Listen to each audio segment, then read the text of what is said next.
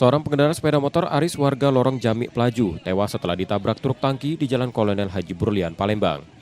Kecelakaan terjadi saat sepeda motor melaju dari Simpang Trakindo menuju Simpang Sukabangun 2 dan truk tangki yang dikemudikan Kusmiadi warga Oku Selatan menabrak korban hingga terseret. Polisi menduga kecelakaan terjadi karena jarak terlalu dekat antara truk dan sepeda motor hingga sopir kehilangan kendali.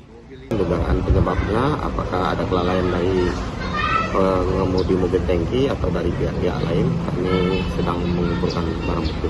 Korban itu meninggal karena tertabrak terus terseret. Karena mobil tangki ini kan ada muatan, tidak bisa terlalu ngerem terlalu cepat, jadi lambat, jadi terbawa itu korban. Kusmiadi diamankan untuk pemeriksaan, sementara arus lalu lintas sempat tersendat akibat banyaknya warga yang berkumpul di lokasi. Reski Oktora, Mokles Diferensial, Kompas TV, Palembang, Sumatera Selatan.